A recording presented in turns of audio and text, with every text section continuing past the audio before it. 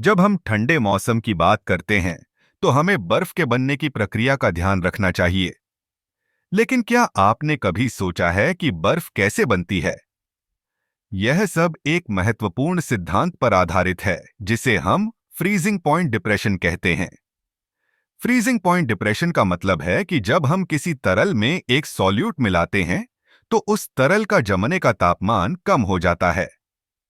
यह सिद्धांत मुख्य रूप से कोलिगेटिव प्रॉपर्टीज पर आधारित है।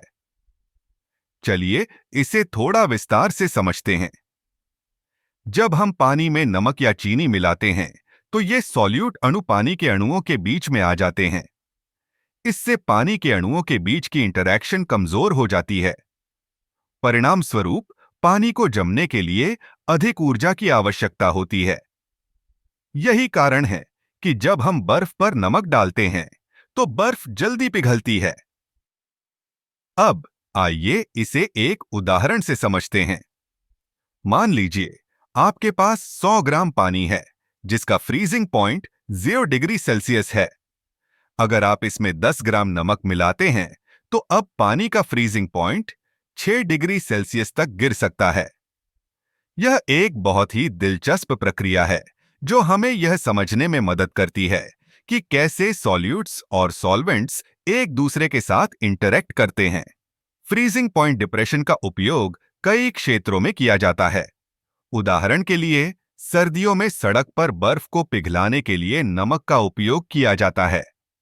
यह न केवल बर्फ को पिघलाने में मदद करता है, बल्कि सड़क पर चलने में भी सुरक्षा प्रदान करता है। इसी तरह खाद्य उद्योग में भी फ्रीजिंग पॉइंट डिप्रेशन का उपयोग होता है। जब हम आइसक्रीम बनाते हैं, तो उसमें चीनी मिलाने से उसकी फ्रीजिंग पॉइंट कम हो जाती है, जिससे आइसक्रीम नरम और क्रीमी बनती है। इस सिद्धांत का एक और महत्वपूर्ण पहलू है, जिसे हम आवश्यकता के अनुसार समझ सकते हैं। जब हम किसी मिश्रण में अधिक सॉल्यूट मिलाते हैं, तो फ्रीजिंग पॉइंट और भी कम हो जाता है। यह हमें यह समझने में मदद करता है कि कैसे विभिन्न सॉल्यूट्स के साथ प्रयोग करके हम विभिन्न तापमान पर जमने वाले तरल बना सकते हैं। तो अगली बार जब आप बर्फ या आइसक्रीम का आनंद लें, तो याद रखें कि इसके पीछे एक दिलचस्प वैज्ञानिक सिद्धांत है। फ्रीजिंग पॉइंट डिप्रेशन न केवल एक थ्योरी है, बल्कि यह हमारे दैनिक जीवन में भी महत्वपूर्ण भूमिका निभाता है।